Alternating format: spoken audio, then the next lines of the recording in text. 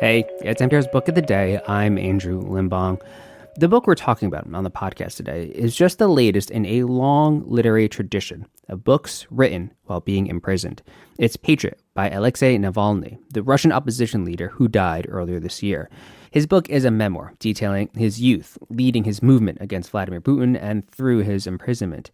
His widow, Yulia Navalnaya, spoke with NPR's Ari Shapiro, and we're going to spend the entire episode on this conversation because I think it's important to hear how she says the real Alexei Navalny is in these pages, how he showed real strength in the face of adversity, but also how he was kind of a funny goof.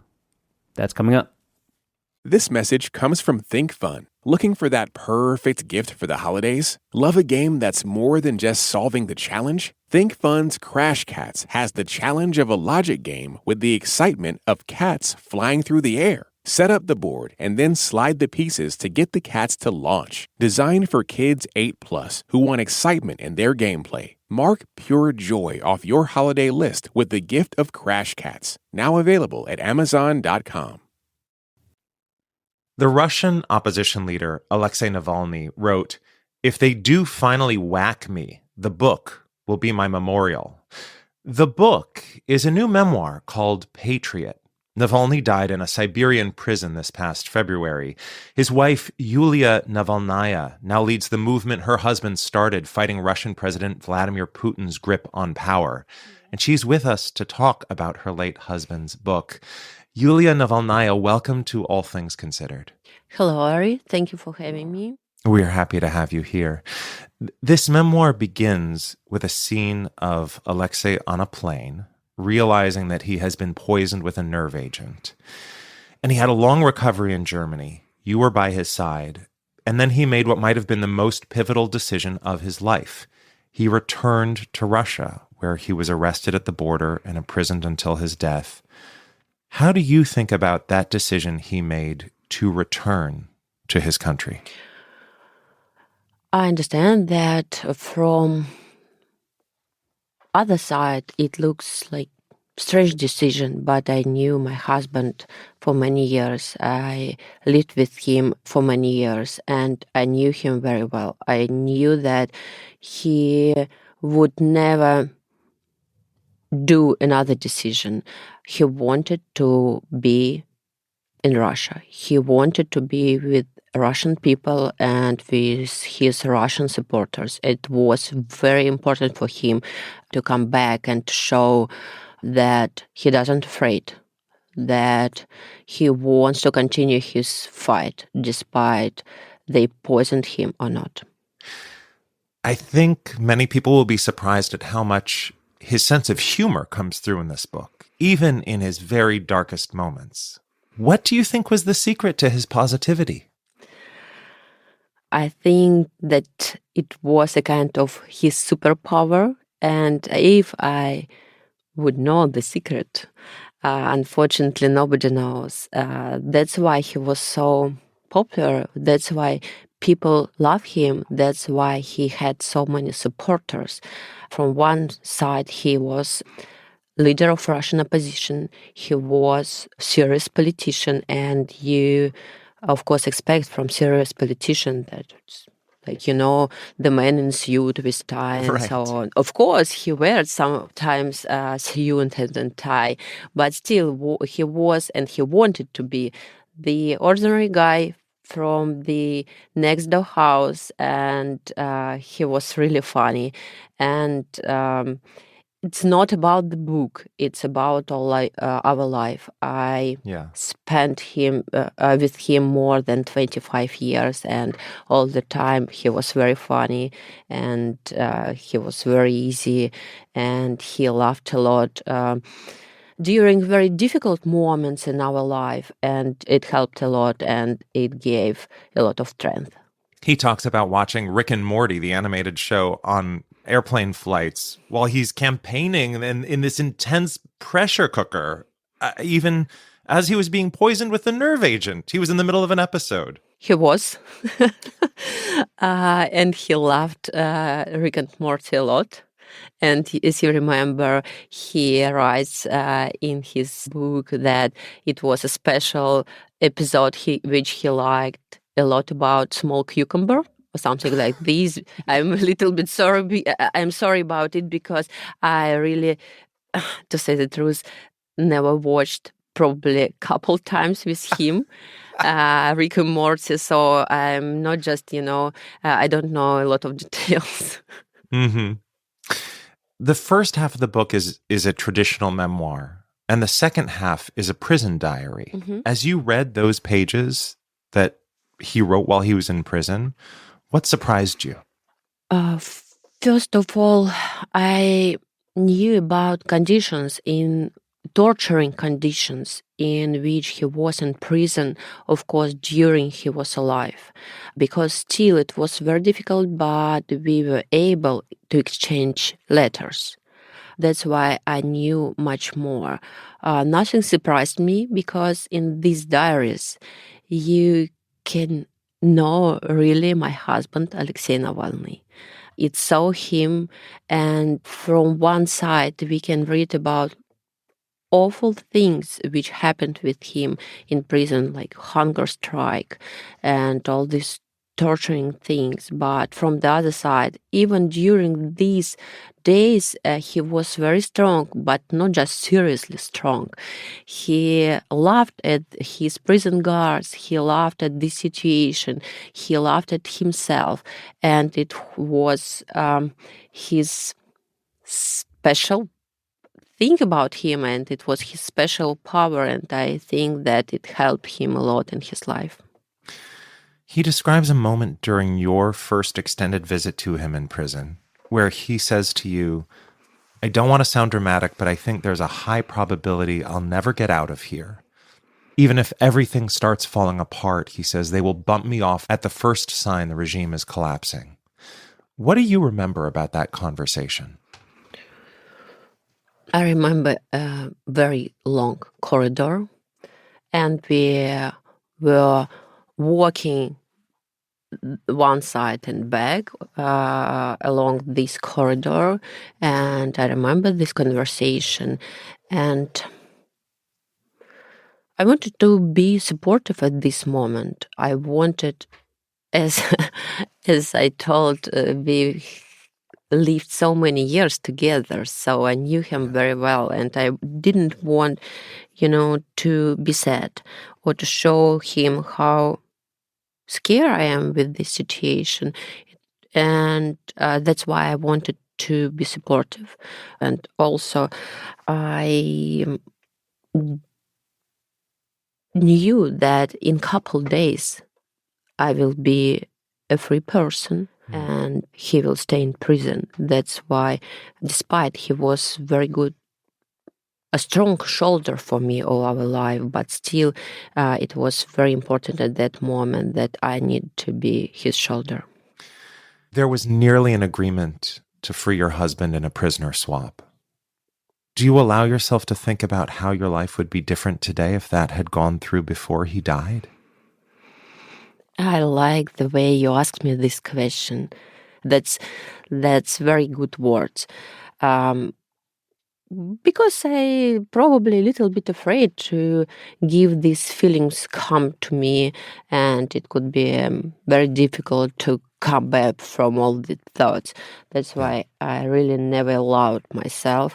But still, I want to say that I'm very happy that this prisoner swap happened and that innocent people who were fighting against Vladimir Putin's regime are freed.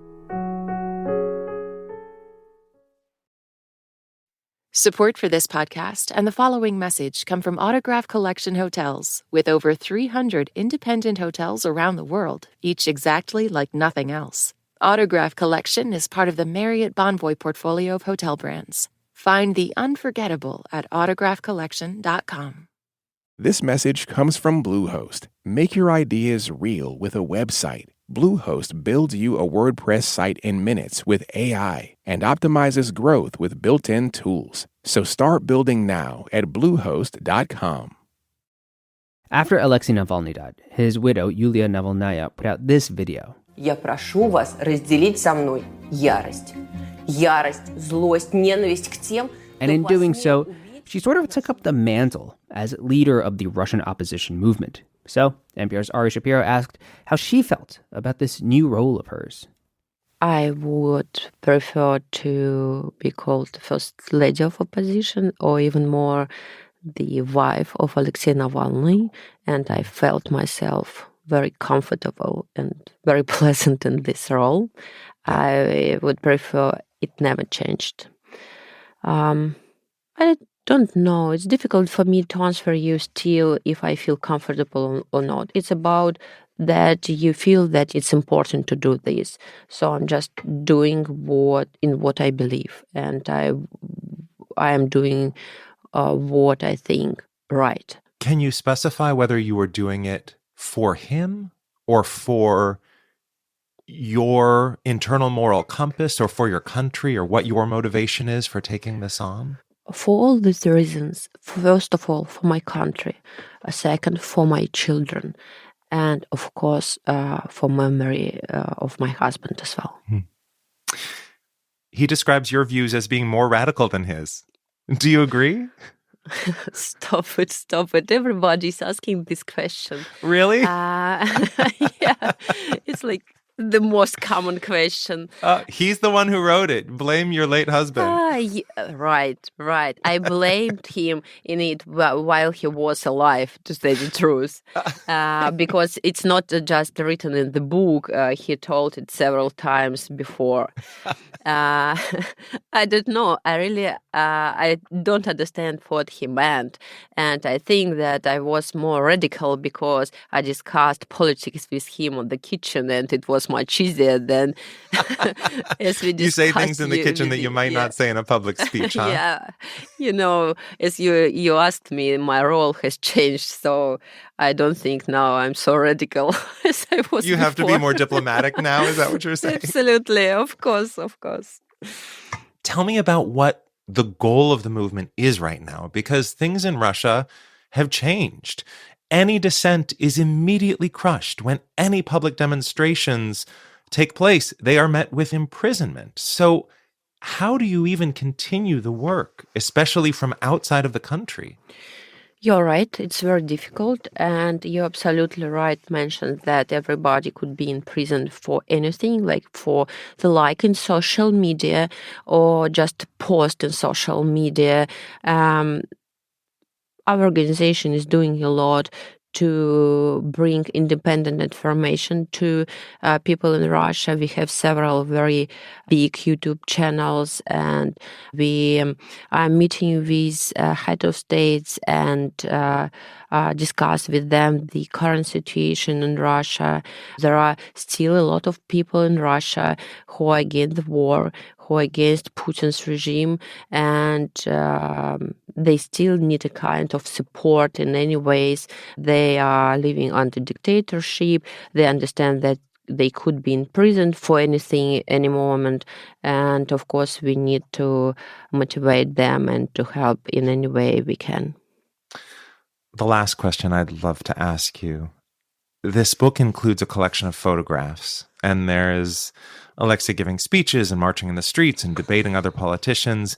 But I want to ask you about one joyous photograph that shows you and him and your two children jumping off the top of a sand dune.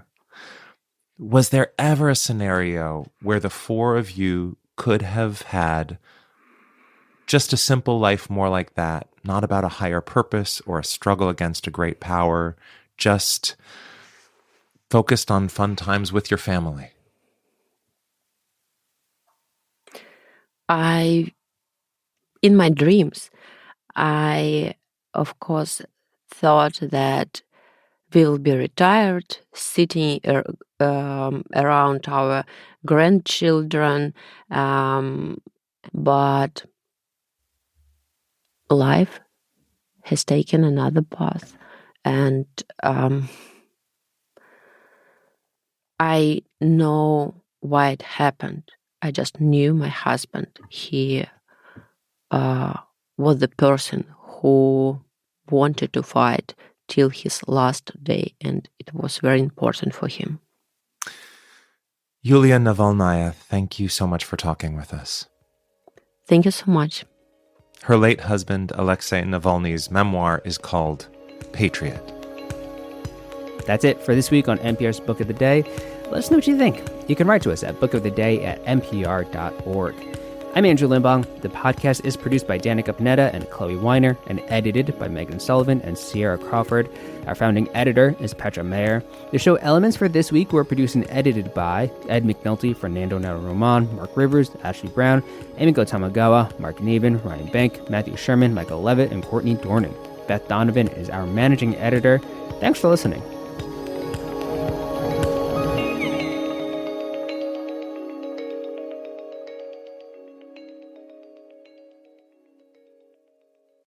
This message is brought to you by Lisa in collaboration with West Elm. Discover the new natural hybrid mattress, expertly crafted from natural latex and certified safe foams, designed with your health and the planet in mind. Visit leesa.com to learn more.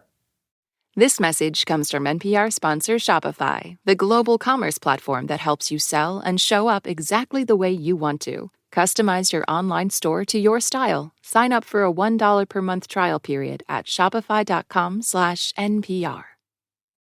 This message comes from Capital One, offering their cashback rewards card, Quicksilver. Earn unlimited 1.5% cashback on every purchase everywhere. What's in your wallet? Terms apply. See CapitalOne.com for details.